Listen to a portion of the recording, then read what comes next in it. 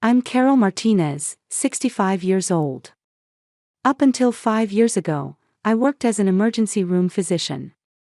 For 30 years, I saved countless lives. In the ER, I made decisions in the space between life and death.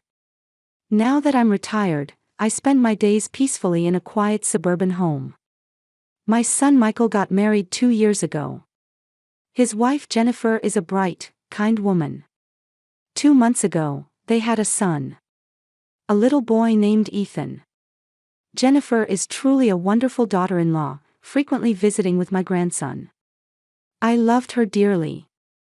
When Jennifer learned I was a former doctor, her eyes lit up. "You were an ER physician. That's amazing. I really admire you." She looked up to me. Whenever she had any concerns about Ethan, she came to me right away. I was happy to give advice.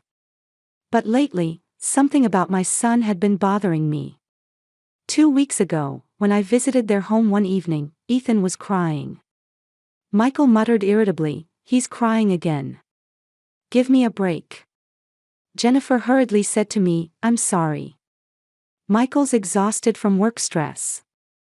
Michael was holding a glass in his hand. It seemed he'd been drinking more lately. A week ago, Michael called me. "Honestly, parenting is harder than I thought." I asked worriedly, "Are you okay? Can I help?" "No, I'm fine. It's just, when the baby keeps crying, I feel like I'm losing my mind." I could hear Ethan crying in the background. Michael clicked his tongue softly. "Here we go again." There was clear irritation in his voice. 3 days ago, Jennifer came to my house alone. Her eyes were welling with tears. "I need to talk to you." I sat her down and listened. "My husband has been cold toward Ethan lately. He won't even hold him." Jennifer continued in a trembling voice, "Yesterday, when Ethan cried, my husband yelled, 'Shut up. I'm scared. What if he does something?' While I worried about my son, part of me wanted to believe he was just tired. Last night, I invited them both for dinner. Michael arrived looking exhausted. During the meal, Ethan started crying. Michael sighed deeply. "Here we go again." Jennifer stood up. "I'll check on him." Michael muttered under his breath, "I never wanted a kid in the first place." Hearing those words broke my heart. But I couldn't say anything. Was my son being crushed under the pressure of new fatherhood? And then today, Saturday morning, Jennifer and Michael came to visit together. "We're going shopping. Could you watch Ethan for us?" I answered with a smile, "Of course." As Jennifer handed Ethan to me, she smiled gently. "Thank you so much." There was something indescribably deep in that smile. But at the time, I had no idea what it meant. As I saw them off at the front door, I held my grandson close. Ethan was sleeping peacefully in my arms. What an adorable child. This tiny life had brought new joy to mine. I watched from the window as their car drove away. About 30 minutes later, Ethan woke up. At first, he seemed in good spirits. I bounced my grandson while sitting on the living room sofa. Ethan's tiny hand gripped my finger. That warmth filled my heart. But then, a few minutes later, Ethan suddenly started crying. At first, I thought it was normal crying. Maybe he was hungry or had a wet diaper. I tried to feed him with the bottle Jennifer had prepared. But Ethan refused the bottle. He shook his head and cried even harder. I walked around holding him. I rocked him. I sang lullabies. But the crying didn't stop. If anything, it got more intense. I started to panic. Something was wrong. This wasn't normal crying. The instincts I'd developed over 30 years as an ER physician kicked in. There was something abnormal about Ethan's crying. It had the sound of pain, of desperation. I switched into doctor mode. I began to observe calmly. I looked at Ethan's eyes. They weren't focusing. His gaze was unfixed, somehow vacant. At times, his body seemed to go rigid. And then I noticed it. On the collar of Ethan's outfit, there was a dried stain. Vomit. Jennifer hadn't mentioned anything. My heart started racing. Something was wrong. This wasn't just fussiness. There was a medical problem. I laid Ethan on the sofa. His little body was trembling as he cried. I needed to check his diaper. Thinking that, I reached for Ethan's clothes.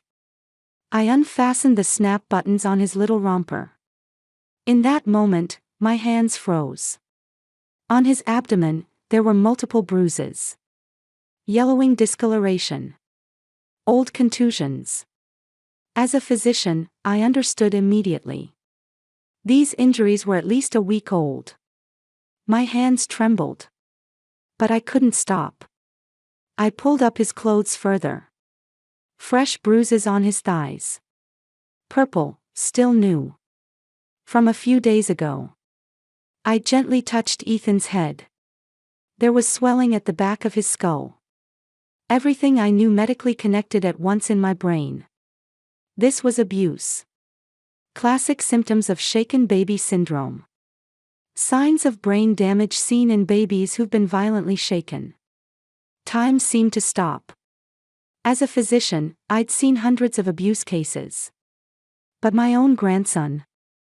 My own family. Ethan kept crying. Now that crying sounded like screams of pain. I looked at my hands. These hands had saved hundreds of lives. But now, these hands wouldn't stop shaking. Because the tiny life I loved most had been hurt by someone. And then, my greatest fear crossed my mind. Who did this? Michael's face appeared in my thoughts. His recent irritability. The drinking. The words, "I never wanted a kid." The complaints about, "the baby's crying is annoying." No, that couldn't be. My son would never do such a thing. The son I raised wouldn't hurt his own child. But the evidence was right in front of me. These bruises were proof that someone had hurt Ethan. Jennifer's words came back to me. My husband has been cold toward Ethan lately. I'm scared. Was she trying to tell me something? Was she unable to say it directly because she was protecting her husband? I took a deep breath. This wasn't the time to get emotional. As a physician, I had things to do. I had to save Ethan. I took out my cell phone. I called Michael and Jennifer. The phone rang but eventually went to voicemail. I left a message in a shaking voice. Michael, Jennifer, please call me back immediately. I'm taking Ethan to the hospital. Contact me urgently. Next, I considered calling an ambulance.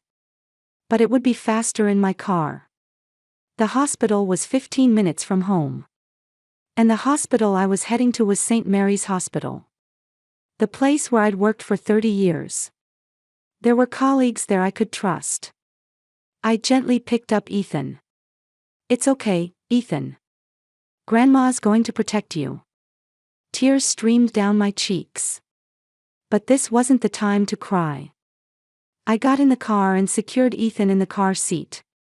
Ethan was still crying. But his cries seemed to be getting weaker. That made me even more anxious. When a baby stops crying, it's not always a good thing. He could be losing consciousness. I pressed the accelerator. I might have been going a bit over the speed limit. But my grandson's life was at stake. The light turned red. I came to a complete stop, checked for safety, and proceeded. Calmly, but urgently. As I drove, my mind was in turmoil. Did my son do this?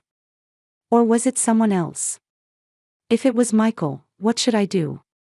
Turn my son over to the police? But I had to protect Ethan. That was the top priority.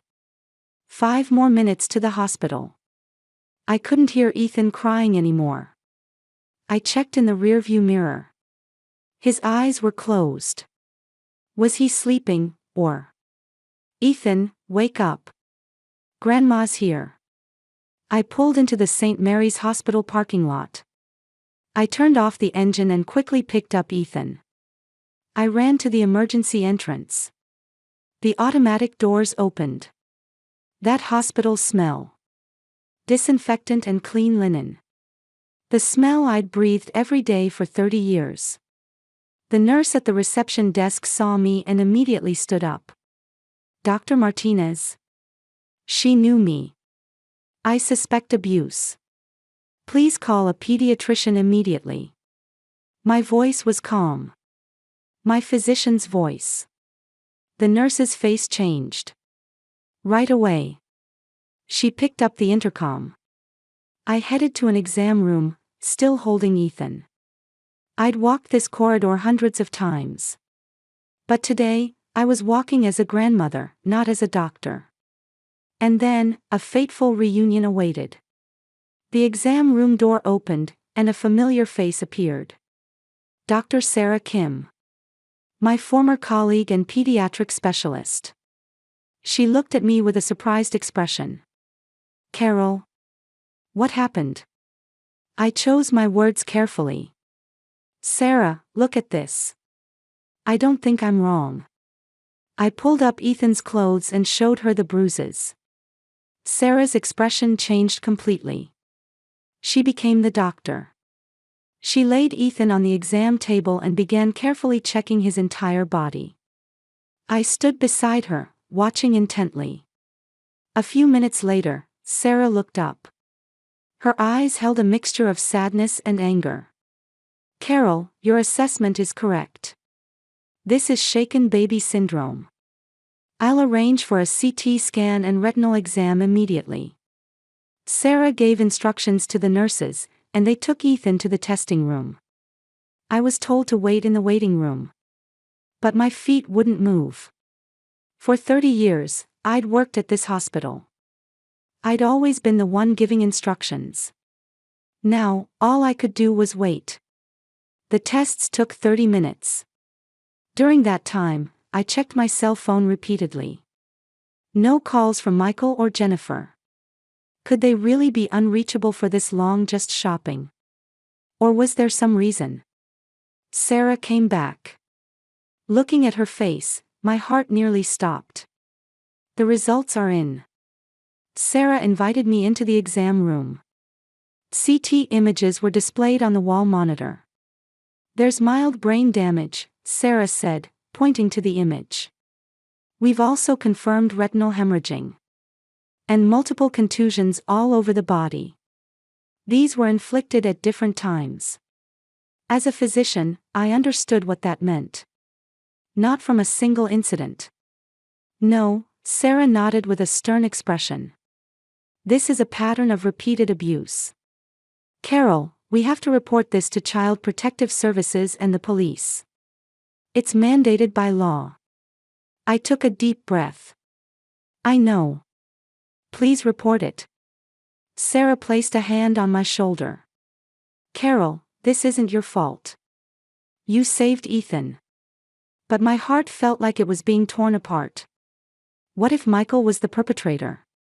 What if my son had been hurting his own child? As a mother, what had I overlooked? 30 minutes later, Michael and Jennifer came rushing into the hospital. Jennifer's face was pale. What happened? Where's Ethan? Her voice was shaking. Perfect acting as a concerned mother. No, at the time, I didn't think it was acting. Michael was in a panic. Mom, is my son okay? Tears were in his eyes. I didn't know what to say. Your son has been abused. And you might be the perpetrator. How could I possibly say that? Just then, a man walked down the hallway. The Martinez family. I'm Detective James Rodriguez, specializing in child abuse cases. The air froze. Jennifer gasped softly. Michael looked at the detective and lost all color in his face. Detective Rodriguez asked in a calm tone, "Who was the last person with Ethan?" Everyone's eyes turned to me. I answered, "I was. Michael and Jennifer left him with me this morning." The detective took out his notepad. "What time was that?" "Around 10 o'clock. "And before that?" Jennifer answered, "I was. I was with him the whole time." There was a faint tremor in her voice. Was it fear, or some other emotion? Detective Rodriguez turned back to me. "Ms. Carol Martinez, I have some questions for you." In that moment, I understood. They suspected me. I was the last one who had Ethan. Naturally, I'd be the first suspect. But I stayed calm. My training as a physician supported me. "Detective, I'm a former ER physician. These injuries were inflicted at different times. Michael and Jennifer can verify that today was the first time I watched Ethan." Michael nodded. "That's right. This was the first time Mom watched Ethan." Detective Rodriguez nodded. "We'll verify that. But we also need to examine the records from the past 2 months." Sarah brought the medical records. "There are records from a checkup 2 weeks ago." The record said, "No abnormalities." But Sarah showed a photo. "But look at this picture. There's a small bruise on his arm." Jennifer spoke up. "The pediatrician missed that. I was worried and asked the doctor several times, but he said it was fine." Detective Rodriguez looked around at everyone. "Everyone, I'm going to need to speak with each of you individually." Michael was called first. As I watched my son's back disappearing into another room, my heart ached. If it really was Michael. But I wanted to believe. My son was a kind person. Not the kind who would hurt a baby. 30 minutes later, Michael returned. His face was ashen. Next, Jennifer was called. As she stood up, she swayed slightly. Michael tried to support her, but Jennifer shook her head. After Jennifer disappeared into the room, Michael sat next to me. "Mom," his voice was shaking. "They suspect me." "What did they ask you?" "If I've been feeling stressed lately. If Ethan's crying irritates me." Michael held his head in his hands. I answered honestly. "That work's been busy, that taking care of a baby is hard." And then the detective's eyes changed. My chest tightened. "Michael, tell me the truth. Did you hurt Ethan?" Michael looked up. His eyes were overflowing with tears. "No. Mom, I love my son. Yes, I was tired. Yes, I was irritated. But I would never, ever hurt him." I looked into my son's eyes. For 30 years, I'd been able to spot lies. When patients tried to hide symptoms, when families didn't tell the truth. But there was no lie in Michael's eyes. Only fear and confusion. "I believe you." I squeezed my son's hand. An hour later, Jennifer returned. Her eyes were red and swollen. She'd been crying. She came over to us and collapsed into a chair. Jennifer said in a trembling voice, "I'm scared." The detective kept asking me about my husband. Michael reacted. "About me? What did you say?" Jennifer wiped her tears. "I told the truth. That you've been cold toward Ethan lately. That you started drinking. That you yelled, 'Shut up.'" Michael's face contorted. "Did you tell them I'm the perpetrator?" "No." Jennifer shook her head. But the detective asked, and I couldn't lie. Just then, Detective Rodriguez returned. "Thank you all. The investigation will continue. Ethan will need to remain in the hospital for observation." I asked, "Detective, who's the perpetrator?" Detective Rodriguez answered carefully, "At this point, we haven't identified anyone yet. But we are gathering evidence. He looked at Michael. There was clear suspicion in that gaze. Michael stood up. I didn't do anything. His voice sounded strangled. I would never hurt my son. But the eyes around us were cold. Nurses were whispering in the hallway. That young father. From stress. Poor baby. I put my arm around my son's shoulders. It's okay, Michael. The truth will come out. But deep down, doubts swirled. Was Michael really innocent? Or was I, as his mother, refusing to see my son's true nature?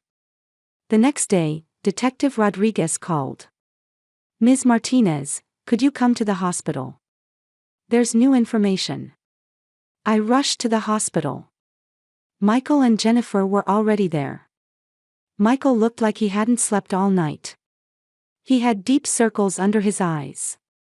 Jennifer sat beside him, looking at her husband with concern. Detective Rodriguez led us to a conference room.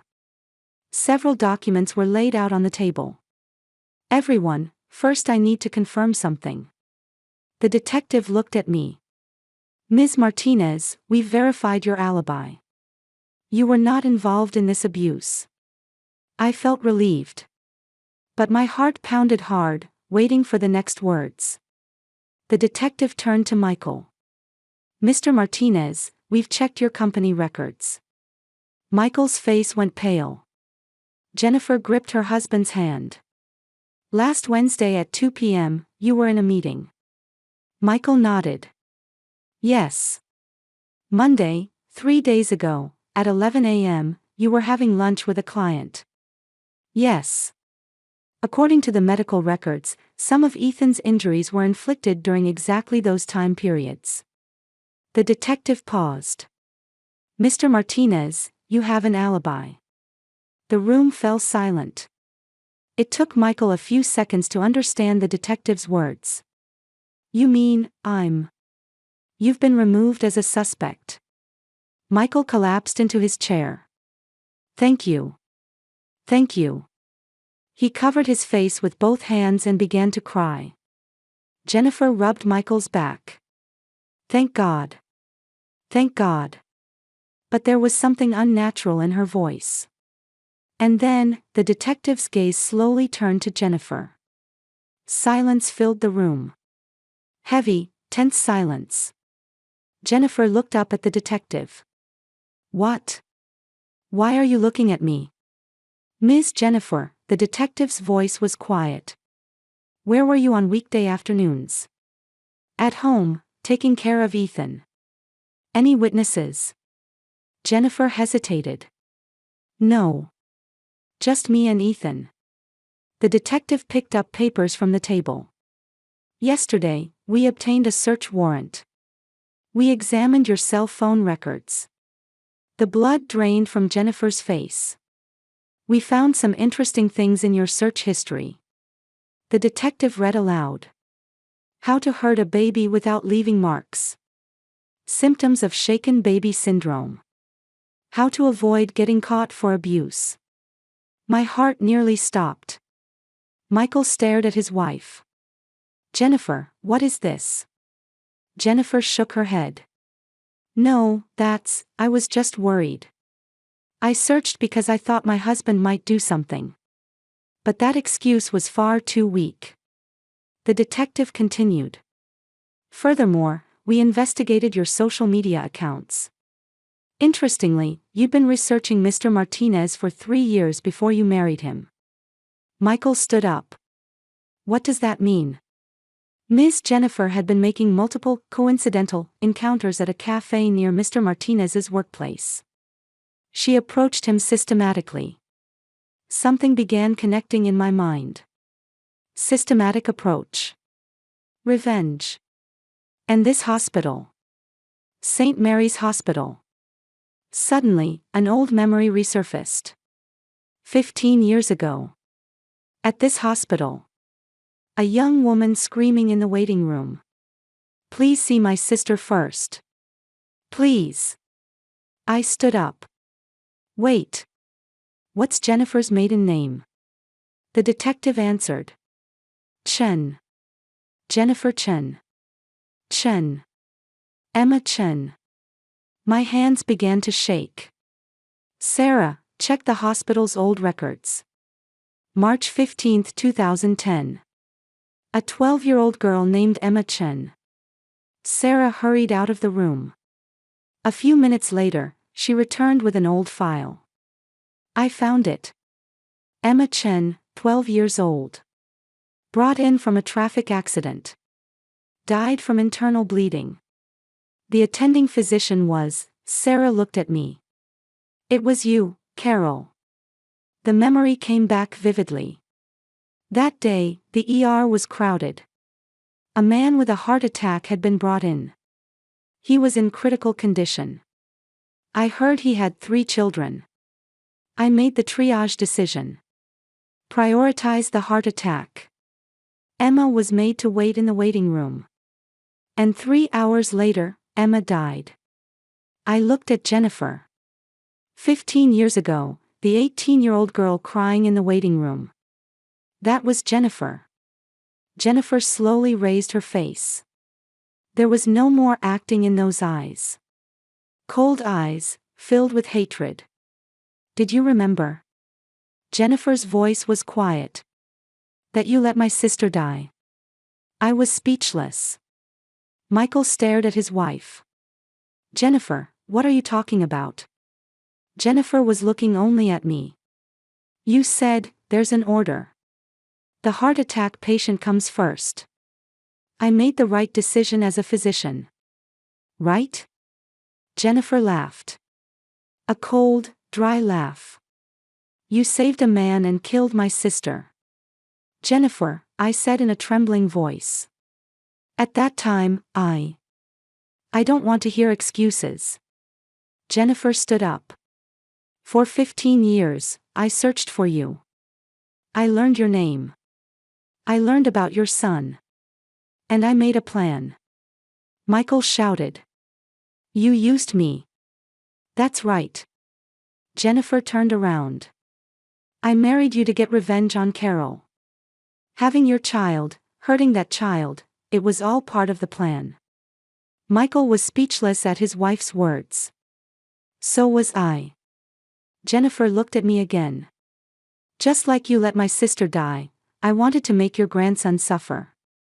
In that moment, something inside me crumbled. Jennifer, I didn't forget.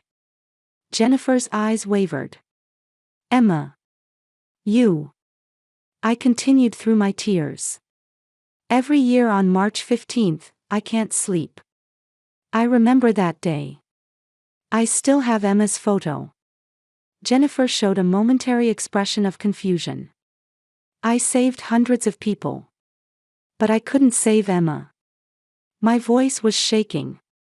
That's why I retired. For the first time, hesitation appeared in Jennifer's eyes.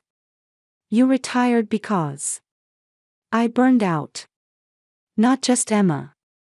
All the patients I couldn't save, they all stayed with me. The room was silent. But Jennifer, I looked into her eyes. Your pain is real. I understand that. That's why I want to ask you. Why did you hurt an innocent baby? Ethan is your son. The child you gave birth to. Tears overflowed from Jennifer's eyes. When I lost my sister, I was 18. My parents were already divorced, and no one supported me. My sister was everything to me. Her voice trembled. When you said, there's an order, my world ended. For 15 years, I wasn't living. I only existed for revenge. But when I gave birth to Ethan, Jennifer collapsed. For the first time, I thought, my sister was once this small too. But it was too late. The plan had already started. I couldn't stop it. Michael tried to approach his wife. But Jennifer waved her hand. Don't touch me. I never loved you. Not once. Michael stood frozen. Tears streamed down his cheeks. Detective Rodriguez stood up. Jennifer Chin Martinez, you're under arrest for child abuse. The sound of handcuffs clicking echoed in the quiet room. As Jennifer was being led away, she looked at me one last time. Dr. Martinez, you were right. But I wasn't wrong either. I shook my head. No, Jennifer. You were wrong. We both carry pain. But I didn't hurt my grandson. That's the difference. Jennifer turned back. Please, protect Ethan. I nodded. The tears wouldn't stop. The door closed, and Jennifer was gone. In the room, only Michael, Sarah, and I remained. Michael dropped to his knees and cried out loud. I put my arm around my son's shoulders. Our family was broken. But Ethan was still alive. That was the only hope we had. 1 year later, on a morning in my garden, Ethan took his first steps. He toddled forward and showed me a smile as he reached for my hand. Mom, look. He walked. Michael shouted. He'd finished the divorce proceedings and was now starting a new life with just him and Ethan. They often spent weekends at my house. I picked Ethan up. Such a strong boy. Tears overflowed. But these weren't tears of sadness. They were tears of hope. Ethan had recovered after intensive care. The brain damage was mild, and he was continuing rehabilitation. The doctors called it a miracle. But I knew better. This wasn't a miracle, it was Ethan's strength and will to live. Jennifer received a 15-year prison sentence for child abuse. The last time I saw her in court, she looked at me and said, I'm not wrong. You killed my sister first. The judge responded, I can understand your pain. But you hurt an innocent baby. This is not justice. Since then, there's been no contact from Jennifer. I heard she has no visitors. That afternoon, Michael and I visited Emma Chen's grave. Every year on this day, March 15th, we bring flowers. In front of the gravestone, I spoke quietly. Emma, I haven't forgotten you. Your sister made the wrong choice. But her pain was real. Michael put his arm around my shoulders. I continued. I couldn't save you. I'm sorry. But Emma, your sister's son, Ethan, is doing well. He's learned to walk. He's learned to smile. I'll protect him. Because that's what I can do. The wind blew gently. Cherry blossom petals danced in the air. On the way home, Ethan was laughing in the back seat. Michael said, Mom, thank you. For saving Ethan. For saving me. We're family. Family protects each other. As a physician, for 30 years, I made decisions in the space between life and death. I made the right decisions. But the right decision doesn't always lead to everyone being happy. Not being able to save Emma still weighs heavily on my heart. But I learned something. Pain doesn't have to become poison. Grief doesn't have to turn into hatred. Loss doesn't have to be a reason for revenge. Jennifer lost herself 15 years ago when she lost her sister. But I won't lose myself. Holding Ethan, I make a vow. I'll teach this child about love. I'll teach him about kindness. And I'll teach him to live with hope, even while carrying pain. That's what real family is. That's what real healing is. In the evening sun, 3 generations go home together. My life hasn't been perfect. I've made many mistakes. There were lives I couldn't save. But now, in my arms, there's a small life I must protect. Eyes full of hope looking up at me with a smile. That's my answer. I was a physician. And now I'm a grandmother. Protecting, loving, and raising Ethan. Never forgetting Emma, but choosing love instead of hatred. That was the beginning of my new life, Carol Martinez's new life.